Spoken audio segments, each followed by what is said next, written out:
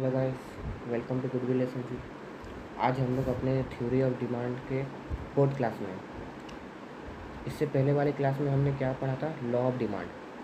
Law of demand में जैसे कि हम लोग बात किए थे कि कोई भी लॉ हो, इकोनॉमिक्स में कोई भी लॉ हो, उसको लिखने का एक सीक्वेंस होता है कि पहले हम लोग लिखेंगे मीनिंग, फिर लिखेंगे डेफिनेशन, फिर एजम्पशन, फिर शेड्यूल और फिर जाके उसको कर्व लिखेंगे। ठीक है, तो ये जब हम लोग पढ़ रहे थे तो यहाँ पे हम लोग का जब ये पॉइंट जब आया था schedule and curve, schedule and curve, तो इस टाइम पे हम लोग देखे थे कि इंडिविजुअल शेड्यूल और इंडिविजुअल, जैसे यहाँ पे individual demand schedule and market demand schedule था, जिसको हम लोग बोले थे इसको अभी लॉ ऑफ डिमांड के आंसर में इसको नहीं लिखना है, मार्केट डिमांड शेड्यूल अलग से आएगा क्वेश्चन। ठीक है, तो ये आज हम लोग यही पढ़ने वाले हैं कि इंडिविजुअल और मार्केट जो है, इंडिविजुअल डिमांड कर, मार्केट डिमांड कर, या individual schedule and market schedule में, मार्केट डिमांड शेड्यूल में क्या फ़र्क है। देखो, इंडिविजुअल शेड्यूल में हम लोग मान के चलते हैं कि हम लोग एक इंडिविजुअल के बारे में सोचते हैं कि एक इंसान, एक पर्सन है। सोचो कि जैसे मिस्टर ए, तो मिस्टर ए अलग अलग प्राइस पे कितना डिमांड करेगा, मिस्टर ए अलग अलग प्राइस पे कितना डिमांड करेगा, ये हम लोग मान के चलते हैं। जैसे प्राइस है और ये डिमांड है ना। तो मिस्टर ए अगर 5 रुपीज़ है तो कितना, जैसे यहाँ बुक में दिया हुआ, चलो कर लेते हैं, बुक वाला ही देख लेते हैं ना। जैसे यहाँ पे देखो मिस्टर ए क्या बोल रहा है कि 1 रुपये जब आइसक्रीम का दाम था 4 आइसक्रीम डिमांड करता था। 2 रुपये जब आइसक्रीम का दाम था तो ये 3 रुपये डिमांड करता था, और 3 रुपये में दो डिमांड करता था, और 4 रुपये में एक आइसक्रीम का डिमांड करता था, है ना। तो ये एक इंडिविजुअल के बारे में बात की, इसलिए इसको इंडिविजुअल डिमांड शेड्यूल बोलते हैं। और इसी को लेके जो हम लोग कर्व बनाए थे उसको हम लोग इंडिविजुअल डिमांड कर्व बोलते हैं। लेकिन मार्केट में सिर्फ एक ही इंसान तो नहीं है, मिस्टर ए तो सिर्फ नहीं है, बहुत सारे लोग हैं। जैसे कि इंडिया का बात कर लेते हैं तो 100 करोड़, अभी तो 150 करोड़ हम लोग हैं, हम लोग के मार्केट इंडिया में, मतलब 150 करोड़ लोग डिमांड करते हैं। 150 करोड़ में से 150 करोड़ में से सोचो ये पेन या पेंसिल जो भी हमारे हाथ में, वो पेन का डिमांड कितने लोग करते होंगे? रफली 10 करोड़ 20 करोड़ ऐसे लोग करते होंगे एक टाइम पे डिमांड, है ना। तो वैसे ही तो मार्केट डिमांड क्या होता है? मार्केट में जितने भी लोग हैं उनका सारा, वो जितने भी डिमांड कर रहे हैं, कोई एक आइसक्रीम डिमांड कर रहा है, कोई 5 आइसक्रीम डिमांड कर रहा है, कोई 10 आइसक्रीम डिमांड कर रहा है, वो सारे लोगों का डिमांड को अगर ऐड कर देंगे और उसके बाद जो फिगर आएगा उसको हम लोग बोलते हैं मार्केट डिमांड। उसको क्या बोलते हैं हम लोग? Market demand. तो देखो, मार्केट डिमांड शेड्यूल बनाने के टाइम पे क्या होगा, जितने भी मार्केट में लोग हैं, जैसे मिस्टर ए, मिस्टर बी, है ना, मिस्टर ए हो गया, मिस्टर बी हो गया, मिस्टर सी, राम, रहीम, जितने भी लोग हैं सबका नाम यहाँ पे लिखा जाएगा, है ना, सबका नाम यहाँ पे लिखा जाएगा। तो सोचो 100 करोड़ लोग हैं, 10 करोड़, 100 करोड़ में से सोचो 10 करोड़ लोग अगर एक टाइम पे आइसक्रीम का डिमांड कर रहे हैं, है ना, सब पे तो नहीं करता, किसी को आइसक्रीम पसंद है, किसी को चॉकलेट पसंद है ना। सोचो 100 करोड़, 10 करोड़ लोग हम लोग का डिमांड कर रहे हैं मार्केट पे। आज हम लोग का, आज मंडे संडे जो भी है, तो एक दिन में सोचो मंडे के दिन 10 करोड़ लोग डिमांड किए, तो 10 करोड़ लोगों का नाम यहाँ पे लिखना पॉसिबल है क्या? नहीं ना। इसलिए हम लोग यहाँ पे एक एजम्पशन लेके चलते हैं कि मार्केट में सिर्फ 2 ही लोग हैं, मिस्टर ए और मिस्टर बी, है ना। मार्केट में सिर्फ 2 ही लोग हैं, मिस्टर ए और मिस्टर बी। तो मिस्टर ए देखो यहाँ पे दोनों का ऐड करके जो डिमांड हम लोग का बनेगा उसको हम लोग बोलेंगे मार्केट डिमांड। जैसे बात कर लेते हैं यहाँ पे देखो, जब 1 रुपये आइसक्रीम का दाम था तो मिस्टर ए कितने आइसक्रीम खरीदता था? 4 आइसक्रीम। और वहीं पे मिस्टर बी कितने आइसक्रीम खरीदता था? 5। ये दोनों को मिला देंगे, 4 + 5, तो टोटल कितना मार्केट डिमांड हो जाएगा? 9। समझ में आया? मार्केट डिमांड समझ रहे हो ना, कि जितने भी मार्केट में कस्टमर है, सब जितने भी डिमांड कर रहे हैं, कोई 4 कर रहा है, कोई 5 कर रहा है, कोई कितने भी कर रहा है, सबका डिमांड को मिला दो, तो जो फाइनल फिगर आएगा उसी को, जो एग्रीगेट अमाउंट आएगा, एग्रीगेट फिगर आएगा, उसी को ही हम लोग मार्केट डिमांड बोलेंगे। ठीक है, 2 रुपये था तो ये 3 आइसक्रीम खरीदता था और ये 4 आइसक्रीम परचेस करता था, तो टोटल मार्केट डिमांड कितना हो गया? 3 + 4 7। ये 3 में ये सब ऐसे ऐसे ऐड करते जाना, यहाँ पे 5 हो गया और यहाँ पे 3, तो 9 7 5 3 ये हमारा मार्केट डिमांड है। फिर इसी को ही हम लोग क्या करेंगे, शेड्यूल बना देंगे, सॉरी शेड्यूल तो बन गया, कर्व में कर्व कर देंगे, ठीक है। कर्व क्या होता है, देखो ये इंडिविजुअल ए का कर्व बना, ए का डिमांड कर्व बना, ये इंडिविजुअल बी का डिमांड कर्व बना और ये दोनों का डिमांड को कर्व को मिला के जो फाइनल बनेगा उसको हम लोग बोलेंगे मार्केट डिमांड कर्व, है ना। बाकी सब कुछ सेम टू सेम है, जैसे हम लोग का, जैसे हमारा लॉ ऑफ डिमांड में हम लोग इंडिविजुअल डिमांड कर्व पढ़ना सीखे थे, वैसे ही आप चाहो तो यहाँ पे नोट्स स्क्रीनशॉट ले सकते हो, शुरू से दिखा दे रहा हूँ, स्क्रीनशॉट लेते जाओ।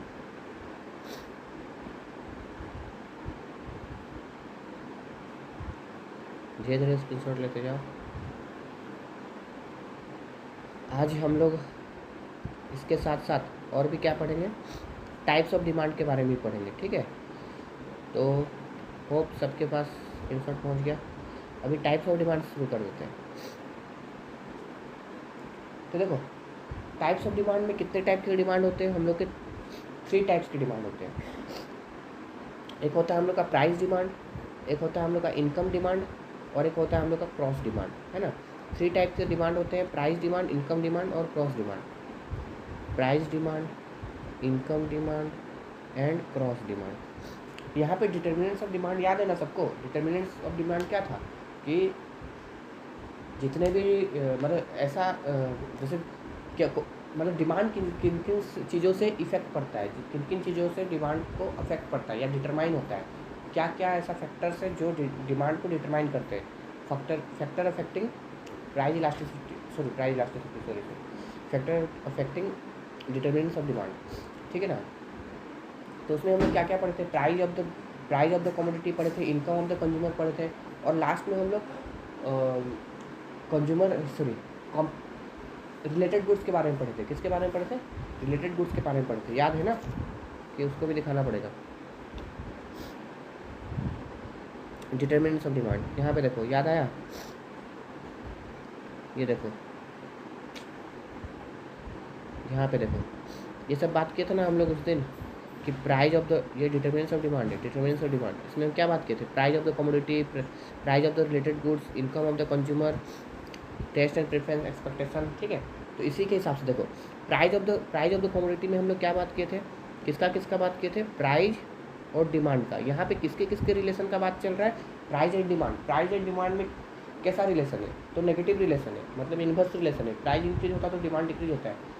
प्राइस भी कौन सा, किसका price, own price of the commodity, ठीक है। प्राइस इंक्रीज होता है तो डिमांड डिक्रीज होता है और प्राइस डिक्रीज होगा तो डिमांड क्या होता है, इंक्रीज होता है। ये तो हम लोग को पता है ना। तो जब हम लोग प्राइस एंड डिमांड का रिलेशन का बात करेंगे तो उसको हम लोग बोलते हैं, उस डिमांड को हम लोग बोलते हैं प्राइस डिमांड। जब income of the consumer and demand का बात करेंगे, इनकम ऑफ द कंज्यूमर जिसको वाई से डिनोट करते हैं, income of the consumer and demand इसका यहाँ पे कैसा रिलेशन था, पॉजिटिव रिलेशन था। एक इंक्रीज होगा, इनकम इंक्रीज होगा तो डिमांड भी इंक्रीज होगा। जब इनकम एंड डिमांड का रिलेशन का बात करते हैं तो उसको हम लोग बोलते हैं इनकम डिमांड।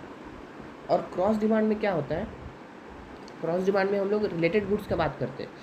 रिलेटेड गुड्स में भी 2 टाइप के गुड्स थे, याद करो। 2 टाइप के गुड्स थे, एक सब्स्टिट्यूट गुड्स, एक कॉम्प्लीमेंट्री गुड्स। सब्स्टिट्यूट गुड्स में क्या होता था, यहाँ पे नेगेटिव रिलेशन था ना कि नहीं, टी का प्राइस इंक्रीज होगा तो कॉफ़ी का डिमांड इंक्रीज होता था। सॉरी पॉजिटिव रिलेशन था, टी का प्राइस इंक्रीज होता था तो कॉफ़ी का डिमांड इंक्रीज होता था। और कॉम्प्लीमेंट्री गुड्स में क्या था, कॉम्प्लीमेंट्री गुड्स में कार एंड पेट्रोल का बात किए थे। यहाँ पे नेगेटिव रिलेशन था कि कार का प्राइस डिक्रीज होगा तो पेट्रोल का डिमांड भी डिक्रीज होगा, है ना, याद आ रहा है ना। तो ये जो रिलेशन है ना, इसी को क्रॉस डिमांड बोलते हैं, ठीक है। तो वही बात जो हम लोग पढ़ चुके हैं ऑलरेडी, इसीलिए हम सबसे पहले डिटर्मिनेंट्स ऑफ डिमांड पढ़ा है, ठीक है। डिटर्मिनेंट्स ऑफ डिमांड में जो हम लोग पढ़ चुके हैं वही चीज़ हम लोग का लॉ ऑफ डिमांड में आया, जो own price of the commodity and demand का जो रिलेशन था वही हम लोग का लॉ ऑफ डिमांड बना। और वही उसी को ही हम लोग क्या बोलते हैं, उसी को ही हम लोग प्राइस डिमांड भी बोलते हैं, ठीक है।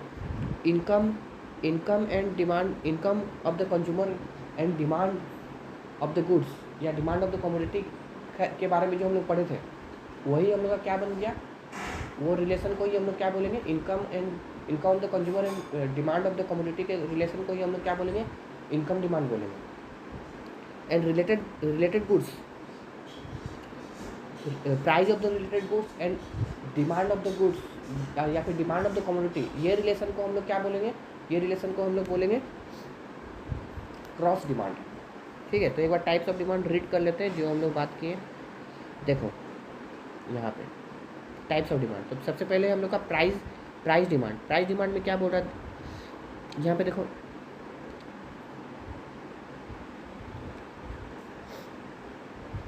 Price demand, it express the relationship between the own price of the goods and it's demand.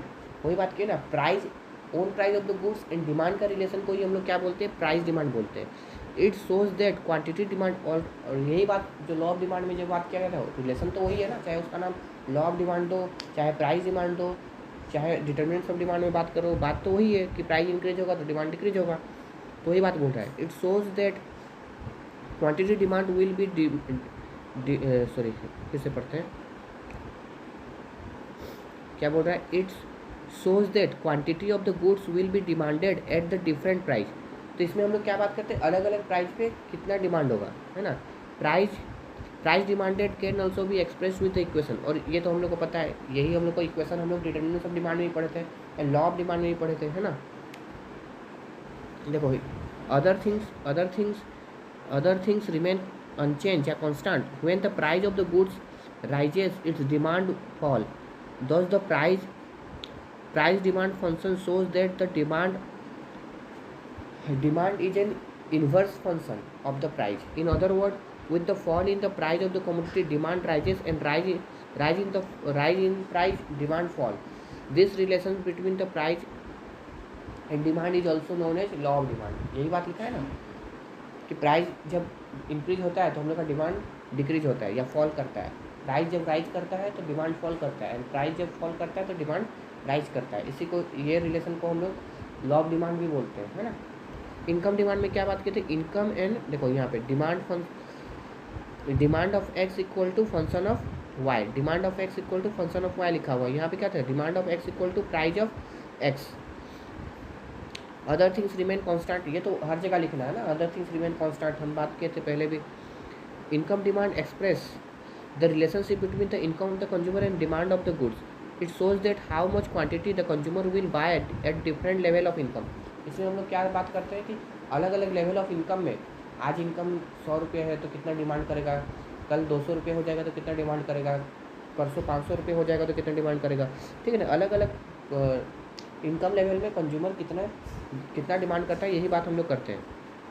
जैसे यहाँ पे बोल रहा है, देखो कि डिमांड और, देखो आगे जाकर हम लोग पढ़ने वाले बहुत टाइप के गुड्स होते हैं, जैसे कि नॉर्मल गुड्स होता है, गिफिन गुड्स होता है ना।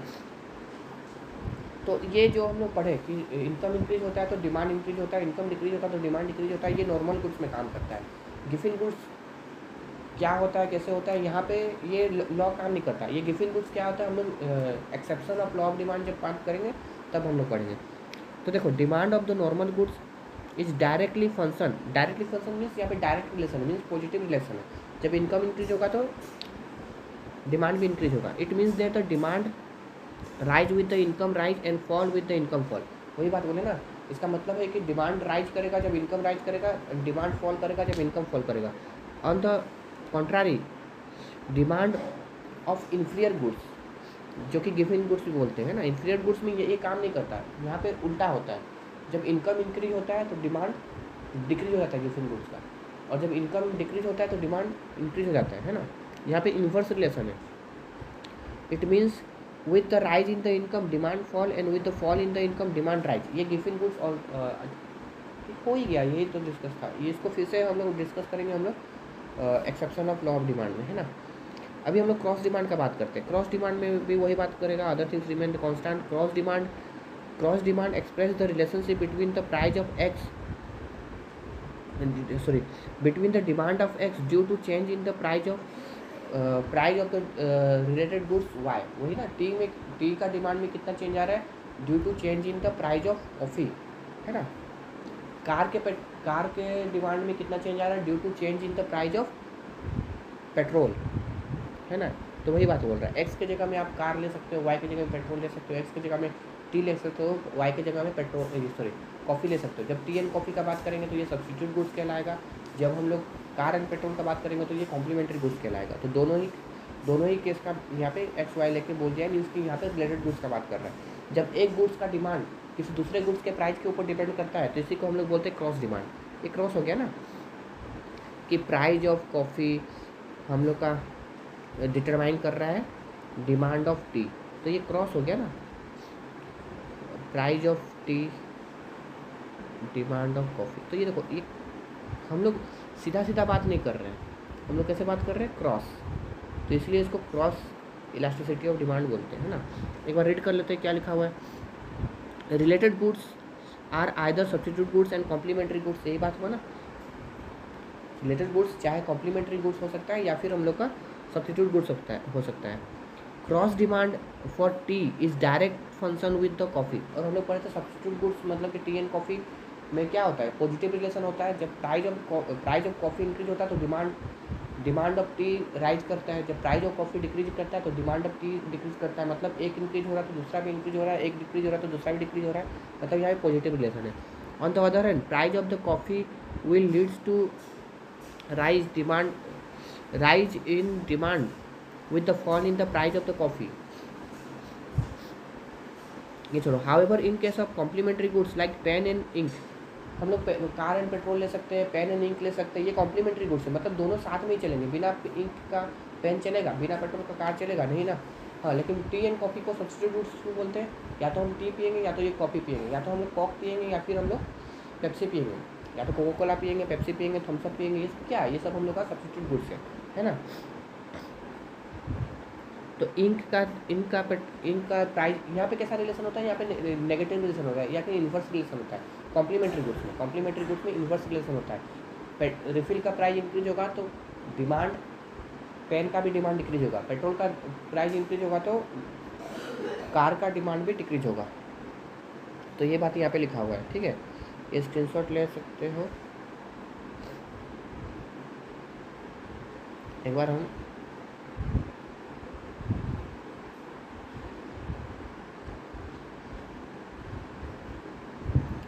टिक कर दे रहे हैं यहाँ से यहाँ, स्क्रीनशॉट ले लेना यहाँ से यहाँ तक। प्राइस इलास्टिसिटी ऑफ डिमांड का स्क्रीनशॉट ले लो। इनकम डिमांड का लिखो, इनकम डिमांड यहाँ से।